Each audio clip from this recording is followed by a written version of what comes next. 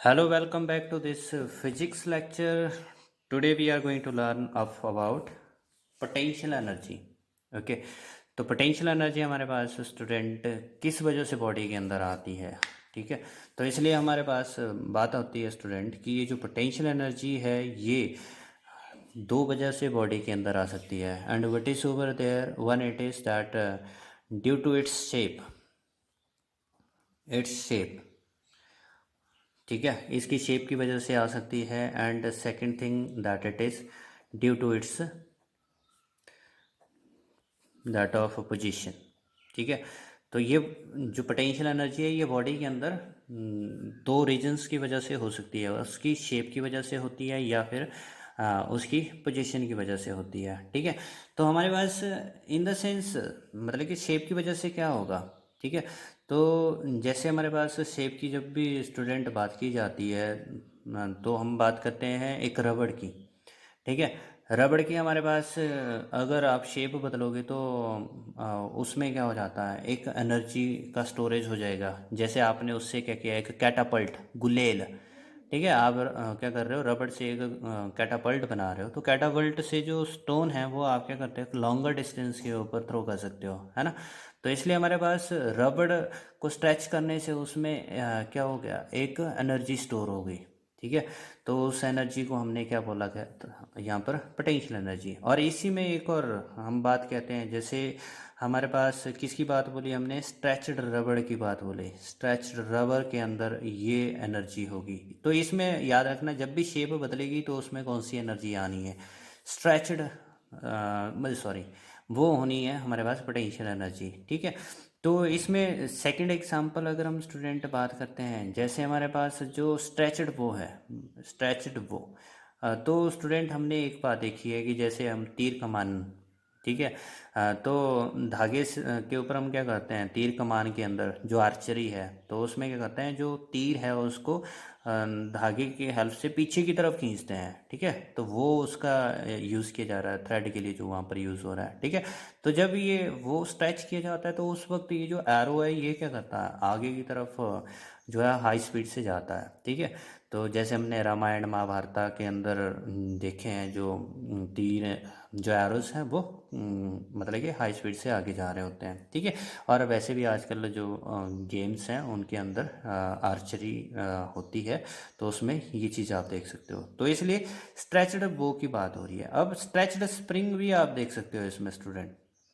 जब आप एक स्प्रिंग को स्ट्रेच या कंप्रेस करोगे ना, तो उस वक्त उसमें क्या होगा, एक एनर्जी जो है वो स्टोरेज हो जाएगी, उसकी शेप बदल जाएगी। शेप बदल जाने की वजह से उसमें क्या हो जाएगा, एनर्जी स्टोर। जैसे हमारे पास एक जो टॉय जिसमें हम क्या करते थे, चाबी वगैरह भरते थे। ठीक है, ऐसे चाबी भरने के बाद जैसे उसको छोड़ते वो अपने आप चलना शुरू हो जाता है ना। तो इसलिए हमारे पास उसके अंदर भी क्या है, एक स्प्रिंग है, उसको हम कंप्रेस करते हैं। जब ये स्ट्रेच होता है तो वो एनर्जी कन्वर्जन टेक प्लेस हो जाती है। ठीक है, तो इसलिए ड्यू टू इट्स शेप जो एनर्जी अब ये हमारे पास स्टोर हो जाती है स्टूडेंट, इसको हम कहते हैं एक्चुअल में इलास्टिक पोटेंशियल एनर्जी। ये हमारे पास होती है इलास्टिक पोटेंशियल एनर्जी। ठीक है, तो इलास्टिक पोटेंशियल एनर्जी किस में होगी, स्ट्रेच्ड रबड़ के अंदर होगी, स्ट्रेच्ड बो के अंदर होगी, स्ट्रेच स्प्रिंग के अंदर होगी। ठीक है, या फिर हमारे पास जैसे एक फुटबॉल है कंप्रेस्ड हो जाती है तो उसके अंदर भी आ जाएगा। मतलब कि आपने देखना है, जब भी शेप बदलेगी तो उस वक्त उसके अंदर जो एनर्जी स्टोर होगी ना, वो इलास्टिक पोटेंशियल एनर्जी उसमें स्टोर हो जाएगी। ठीक है, तो नेक्स्ट हमारे पास है that it is had to be due to a position. Position में मतलब कि आपने क्या करना है, that height above the ground लेनी है, हाइट अबव द ग्राउंड। थोड़ा सा कंसर्न करना ये अच्छा रहेगा कि हाइट अबव द ग्राउंड जब भी आपने कंसीडर करना है तो उसमें जो एनर्जी स्टोरेज होगी ना वो हमारे पास पोटेंशियल एनर्जी ही होगी। लेकिन इस एनर्जी को हम एक्चुअल में नाम देंगे फिर gravitational potential energy. Gravitational potential energy, ये हम इसको नाम देने वाले हैं, ग्रेविटेशनल पोटेंशियल एनर्जी। ठीक है, तो जिसमें हम इसको GPE ये gravitational potential energy, elastic potential energy, ये इस तरह से नाम दिए जा सकते हैं। तो स्टूडेंट इसमें चेकआउट करना कि क्या बोला, हाइट अबव द ग्राउंड। अब जैसे हाइट अबव द ग्राउंड की बात करें कि हमने किसी पत्थर को ज़मीन से ऊपर उठाया, उसमें कौन सी एनर्जी स्टोर हो जाएगी, उसमें ग्रेविटेशनल पोटेंशियल एनर्जी। जो फैन है वो सीलिंग के साथ है, छत के साथ है, तो उसमें कौन सी एनर्जी है, उसमें पोटेंशियल एनर्जी है। ठीक है, तो हमारे पास जैसे हमने क्या किया, एक स्टोन को लिफ्ट किया और बिल्डिंग के टॉप पे चले गए। ठीक है, तो क्या हो गया, ये ज़मीन से ऊपर आ गया। ठीक है, तो इसलिए हमारे पास उसकी पोजीशन जो है वो ग्राउंड से अबव होगी, तो इसलिए उसमें क्या हो गया, पोटेंशियल एनर्जी स्टोर होगी। ठीक है, तो किस में पोटेंशियल एनर्जी स्टोर होगी, तो बहुत सारे एग्जांपल है हमारे पास यहाँ पर पोटेंशियल एनर्जी जिसमें स्टोर हो जाती है। ठीक है, जैसे हमारे पास ये जो एग्जांपल हमने किस में सिंपल सी हम बात कर सकते हैं, that it is stone lying at the top of roof। मतलब कि घर की छत के ऊपर एक पत्थर पड़ा है, तो उसमें जो एनर्जी स्टोर होगी वो कौन सी होगी, वो हमारे पास ग्रेविटेशनल पोटेंशियल एनर्जी होगी। ठीक है, और उसी में स्टूडेंट हम एक और एडिशन करते हैं, another example of this gravitational potential energy, that it is fan attached with the roof. ठीक है, तो उसमें जो फ़ैन है उसके अंदर भी ग्रेविटेशनल पोटेंशियल एनर्जी स्टोर हो गया। ठीक है, प्लेन इन द एयर, तो उसमें भी क्या हो गया, जो ग्रेविटेशनल पोटेंशियल एनर्जी हो जाता है। ठीक है, so anything which is just above the ground. अब जैसे आप एक बात देखें इसमें, that water stored in dam, stored in dam. ठीक है, तो उसमें भी क्या होगा, ग्रेविटेशनल पोटेंशियल एनर्जी। ठीक है, आपने एक बात देखी होगी कि पता है कि जो डैम है ना वो नॉर्मली क्या होते हैं, ज़मीन से ऊपर की तरफ को बनते हैं। ठीक है, तभी तो जैसे ही डैम का वो गेट खोला जाता है तो पानी एकदम से फ्लो करता है ना। लेकिन हमने एक चीज़ देखी है कि अगर बिल्कुल फ्लैट सरफेस हो तो उसके ऊपर पानी चलता ही नहीं है, रुक जाता है। तो आपने एक और चीज़ देखा होगा, that water stored in tanks, जो वाटर टैंक्स हैं आपके सराउंडिंग में, वो भी क्या होते हैं, that they are storing the potential energy. आपने एक चीज़ देखी होगी, जो वाटर सप्लाई के लिए जो वाटर टैंक बना होता है आपके सराउंडिंग में, वो ग्राउंड से ऊपर होता है। ठीक है, तो जितना ज़्यादा ऊपर होगा उतनी ज़्यादा उसमें कौन सी एनर्जी स्टोर करवा रहे होते हैं, वो होती है ग्रेविटेशनल पोटेंशियल एनर्जी। ठीक है, तो इसलिए हमारे पास ये सारी की सारी यहाँ पर हमने बात की कि ये जो पोटेंशियल एनर्जी है ये ग्रेविटेशनल पोटेंशियल भी हो सकती है और इलास्टिक पोटेंशियल एनर्जी भी हो सकती है। ठीक है, अब इसमें एक और बात कर देते हैं हम student, that it is said to be electrostatic potential energy. ये एक और फॉर्म में हो सकती है, electrostatic potential energy, potential energy. तो एक्चुअल में क्या होगा, जैसे हम बात करते हैं ना इलेक्ट्रोस्टैटिक, मतलब कि दो चार्जेस के बीच में जो एनर्जी स्टोर हो जाती है। जैसे ये मेरे पास एक पॉजिटिव है, ये पॉजिटिव है, तो दोनों सेम नेचर है। अगर एक दूसरे के क्लोजर लाओगे तो इनमें क्या हो रहा है, इनमें मतलब कि आपने जैसे जब तक इनको होल्ड करके रखा है, ठीक है, तो तब तक ये उस एक दूसरे के पास रहेंगे। ठीक है, तो उनमें क्या हो जाती है, रिपल्सन। तो ये रिपल्सन जो है वो क्या कर रही है, एनर्जी की फॉर्म में स्टोर हो जाती है। तो इसलिए जैसे ही आपने हाथ हटाए एकदम से चार्जेस एक दूसरे से दूर चले जाएंगे। तो इसलिए इनके अंदर भी क्या हुई, पोटेंशियल एनर्जी इनकी पोजीशन की वजह से आ रही है। तो आप यहाँ पे चेकआउट कर सकते हो, अगर ये चार्जेस एक दूसरे के क्लोजर आएंगे तो इनमें बहुत ज़्यादा पोटेंशियल एनर्जी स्टोर हो जाती है, इलेक्ट्रोस्टैटिक पोटेंशियल एनर्जी स्टोर हो जाती है। और जैसे ही ये दूर जाएंगे तो इनके बीच की जो मतलब कि ये जो पोटेंशियल एनर्जी है वो कम हो जाती है। ठीक है, तो इसलिए ये जनरली हमारे पास 3 टाइप की बात आती है। अब बात आती है कि जो हमारे पास एक सिंपल पेंडुलम है, तो सिंपल पेंडुलम के अंदर कौन सी एनर्जी है, सिंपल पेंडुलम के अंदर। ठीक है, तो सिंपल पेंडुलम के अंदर भी आप कह सकते हो कि उसमें क्या हुआ, टू एंड फ्रो।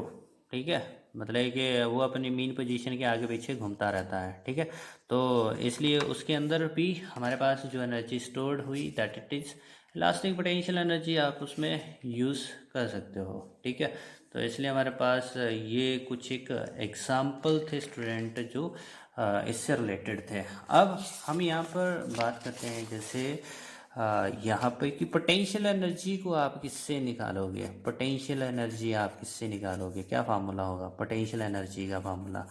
ठीक है, तो पोटेंशियल एनर्जी को आपने यू से शो करना है। तो स्टूडेंट इसमें याद रखना जो वर्क डन अगेंस्ट ग्रेविटी थे ना वो वही आपने निकालना है, वर्क डन अगेंस्ट ग्रेविटी वही एक्सप्रेशन है इसके लिए। ठीक है, तो इसमें क्या करना है आपने, एक बॉडी जो है ग्राउंड के ऊपर रखी और इसको उठाने के लिए आपने ये यहाँ से एच हाइट तक आप इसको लेके गए, तो कितना फोर्स आपने उठाने के लिए लगाया था, जितना उसका वेट था।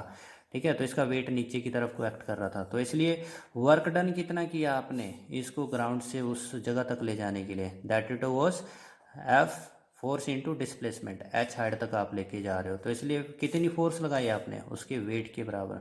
So this work you have done. तो आपको यही तो बोला था ज़मीन से ऊपर उठाने के लिए जब भी आप कोई भी काम कर रहे हो वो किस में से स्टोर हो जाएगा, वो उसकी पोटेंशियल एनर्जी की फॉर्म में स्टोर हो जाएगा, ये पोटेंशियल एनर्जी है उसमें। ठीक है, तो इसलिए पोटेंशियल एनर्जी आप यू से लिख रहे हो, तो इसलिए यू एम जी एच, तो जो वर्क डन अगेंस्ट ग्रेविटी वो भी एम जी एच होता है। ठीक है, तो इसलिए स्टूडेंट हमारे पास पोटेंशियल एनर्जी का यूनिट भी वही जूल और सी जी एस यूनिट इसके अर्ग ही रहेंगे। अब एक बात हमारे पास यहाँ पर याद रखने के लिए, ये फार्मूला आप कब तक लगा सकते हो एप्लीकेबल, ये तभी तक एप्लीकेबल है जब तक हमारे पास applicable up to this height is very very small as compare to earth radius. मतलब कि हमारे पास ये जो हाइट है ना वो अर्थ रेडियस यानी कि कितना है 6400 किलोमीटर। ठीक है, तो ये इसके कंपेरेबल बहुत छोटा हो, जैसे हमारे पास अगर मैं बोलूँ हाइट मेरे पास 100 किलोमीटर हो गई तो तब भी क्या है बहुत छोटा है, कोई फ़र्क नहीं पड़ रहा 100 किलोमीटर अगर मैं इसको सपोज कर रहा हूँ। ठीक है, लेकिन हाँ अगर मैं बोल देता हूँ कि भाई ये हमारे पास होगी that it is of 1600 kilometre, ये मेरे पास होगी 4800 किलोमीटर, तो ये क्या हो गया कंपेरेबल बन रही है अब। ठीक है, तो उस सिचुएशन के अंदर हमारे पास ये वाला फार्मूला नहीं लगाते फिर। ठीक है, तो ये तभी लगाना है जब ये हाइट बहुत छोटी होगी। Okay, now the next which is the important thing student, क्या हमारे पास ऐसा हो सकता है कि किसी बॉडी में मतलब कि एक ही टाइम में एक से ज़्यादा एनर्जी स्टोर हो सकती है? Can a body have, can body have more than one energy at a time? तो एक ही वक्त में उसके पास एक से ज़्यादा एनर्जी हो सकती है। So this we are having the answer yes, हो सकती है। ठीक है, क्योंकि हमने एक बात बोली थी जो चलती हुई चीज़ जो मोशन में है उसमें होती है काइनेटिक एनर्जी। ठीक है, और जो हमारे पास शेप चेंज होने की वजह से या फिर हमारे पास जो हाइट की वजह से जो एनर्जी आई थी वो थी पोटेंशियल एनर्जी। ठीक है, तो आप एक चीज़ नोटिस करोगे। ठीक है, व्हाट इज़ दैट, जैसे एग्जांपल के लिए अगर हम मतलब कि देखें जो डैम है जहाँ पे इलेक्ट्रिसिटी प्रोडक्शन की जाती है। ठीक है, तो जो पानी है ना उसको ज़मीन से ऊपर उठाया जाता है। ठीक है, तो इसलिए उसमें यहाँ पर at the top of this dam उसमें कौन सी एनर्जी होगी, ज़मीन से ऊपर है तो पोटेंशियल एनर्जी। लेकिन जैसे ही वो नीचे की तरफ आएगा ना तो उसकी पोटेंशियल एनर्जी क्योंकि धीरे धीरे हाइट घटती जाएगी और क्या चीज़ उसमें कम होती जाएगी, पोटेंशियल एनर्जी कम होती जाएगी, क्योंकि जैसे जैसे वो ज़मीन के नज़दीक आता जाएगा पोटेंशियल एनर्जी कम होती जाएगी। इस फार्मूले में देख लो potential energy directly to that height. ठीक है, तो जितनी ज़्यादा हाइट होगी अब द ग्राउंड उतनी ज़्यादा वो पोटेंशियल एनर्जी को स्टोर करेगा। तो इसलिए जैसे जैसे ये हाइट कम होती जाएगी वैसे वैसे पोटेंशियल एनर्जी कम हो जाएगी। लेकिन एक चीज हम नोटिस करेंगे कि जब पानी ऊपर से नीचे की तरफ गिर रहा है पोटेंशियल एनर्जी तो कम हो रही है, लेकिन बढ़ क्या रहा है फिर, तो उस वक्त उसमें क्या बढ़ रहा है, काइनेटिक एनर्जी बढ़ रही होती है। तो इसलिए हमारे पास यहाँ कॉम्बिनेशन ऑफ एनर्जी हो सकता है। अब इसी में हम एक और चीज़ बात करते हैं कि हमारे पास जैसे एक एरोप्लेन है, ये मेरे पास एक एरोप्लेन है। ठीक है, तो ये एरोप्लेन एयर के अंदर हम सपोज कर रहे हैं। ठीक है, तो एरोप्लेन इन एयर जब हम सपोज कर रहे हैं, डायग्राम थोड़ी सी रफ है। ठीक है। तो हमारे पास इन एयर जब हम इसमें बात कर रहे हैं तो ये एक तो ये ज़मीन से ऊपर है तो इसमें पोटेंशियल एनर्जी, दूसरा ये आगे की तरफ भी चल रहा है तो इसमें काइनेटिक एनर्जी भी होती है। और हमने बोला था कि इन मतलब कि जो बॉडी के अंदर उसकी पोजीशन और मोशन की वजह से जो एनर्जी होती है उसको कलेक्टिवली आप मैकेनिकल एनर्जी कहते हो। तो इसलिए हमारे पास बॉडी के अंदर दोनों एनर्जीज हो सकती हैं। जैसे एक बर्ड इन फ्लाइट, एक पक्षी उड़ रहा है, ठीक है, तो उसमें भी दोनों एनर्जी होंगी, उसमें पोटेंशियल भी होगा, काइनेटिक भी होगा, दोनों इकट्ठे हो सकती हैं। ठीक है। अब हमारे पास यहाँ पर हम बात कर सकते हैं कि फॉर्म्स ऑफ एनर्जी, ये हमारे पास फॉर्म्स ऑफ काइनेटिक एनर्जी। तो ये जो काइनेटिक एनर्जी है ये कौन सी अदर फॉर्म में हो सकती है? ठीक है। तो हमारे पास काइनेटिक एनर्जी कौन सी अदर फॉर्म में हो सकती है? तो इसमें आप एक बात देखो स्टूडेंट कि काइनेटिक मतलब कि किस वजह से आई थी? मोशन। तो मोशन तो आप अलग अलग तरीके से कर सकते हो। आप वाइब्रेशन करो, जैसे वो क्या करता है, सिंपल पेंडुलम करता है। सिंपल पेंडुलम क्या कर रहा है? वाइब्रेशन कर रहा है पेंडुलम। ठीक है, वाइब्रेशन कर रहा है। वाइब्रेशन तो मतलब कि कौन सी उसमें क्या हो रहा है? मोशन। मोशन यानी कि काइनेटिक एनर्जी। ठीक है। दूसरा इसमें ट्रांसलेशनल भी तो हो सकता है, ट्रांसलेशनल। ठीक है, तो ट्रांसलेशनल में भी क्या हो जाएगा? Body along straight path, along straight path कोई कार चल रही है, ठीक है, तो उसमें कौन सा हमारे पास मोशन है? ट्रांसलेशनल। तो वो मोशन की वजह से कौन सी एनर्जी है उसमें? काइनेटिक, तब भी काइनेटिक एनर्जी ही स्टोर कर रहा है। और नेक्स्ट है रोटेशनल। रोटेशनल में हमने जैसे बात करा कि हमारे पास जो फैन है, ठीक है, तो फैन क्या कर रहा है? रोटेट कर रहा है, तो उसमें भी कौन सी एनर्जी आई? काइनेटिक एनर्जी ही आई। तो इसलिए ये फॉर्म्स ऑफ काइनेटिक एनर्जी है जो वाइब्रेशन से भी आती है, ट्रांसलेशन से भी आती है और रोटेशन से भी बॉडी के अंदर आती है। ठीक है। तो यहाँ पर इम्पॉर्टेंट चीज़ हमें याद रखनी है कि जो मैकेनिकल एनर्जी है अब वो पोटेंशियल एनर्जी और काइनेटिक एनर्जी के सम के बराबर होता है। ठीक है। तो इसमें स्टूडेंट हम जैसे सिंपल मैंने आपको ऑलरेडी बताया है कि मैकेनिकल एनर्जी हमारे पास total energy of the body बन जाएगी और पोटेंशियल एनर्जी को यू से और काइनेटिक एनर्जी को के से लिखोगे आप। ठीक है। अगर in any case potential energy zero हो जाती है तो उसमें मैकेनिकल एनर्जी किसकी वजह से होगी? तो उसमें मैकेनिकल एनर्जी उसके काइनेटिक मोशन की वजह से ही आएगी। और अगर काइनेटिक एनर्जी जीरो हो जाए बॉडी की, मतलब कि वो रेस्ट पर है, तो उसमें काइनेटिक एनर्जी क्या होगी? जीरो होगी। तो इसलिए उस वक्त मैकेनिकल एनर्जी उसकी किस वजह से बन रही है? ओनली पोटेंशियल एनर्जी की वजह से होगी। तो ऐसा कभी नहीं होगा कि उसमें ना तो मतलब कि उसमें कोई एनर्जी नहीं है, ऐसी कोई सिचुएशन ही हमारे पास होगी। ठीक है। तो एनर्जी बॉडी के अंदर होगी ही होगी, चाहे वो मतलब कि हमारे पास इसमें मोशन में हो या ना हो। ठीक है, या फिर उसकी पोजीशन अबव द ग्राउंड बने या ना बने, लेकिन उसमें कभी भी एनर्जी जीरो नहीं हो सकती। ठीक है। तो ये इंपॉर्टेंट चीज़ है कि हमारे पास जो total energy of the body है तो वो मतलब कि पोटेंशियल एनर्जी और काइनेटिक का सम होती है। अब इसमें एक और चीज़ ध्यान रखने वाली है। अब ये तो हमने सपोज कर लिया कि जब एक चीज़ जीरो है तो जो टोटल एनर्जी है वो दूसरी की वजह से बन रही है। तो ऐसा भी तो हो सकता है हमारे पास कि उसमें काइनेटिक एनर्जी भी है और पोटेंशियल भी। जैसे मैंने इन एग्जांपल के अंदर बात किया कि उसमें काइनेटिक भी है, पोटेंशियल भी है। ठीक है। तो इसलिए हमारे पास यहाँ पर मैकेनिकल एनर्जी उस वक्त आप पोटेंशियल एनर्जी बस काइनेटिक इनसे निकाल सकते हो। Okay, so that is all for today's video. Thank you.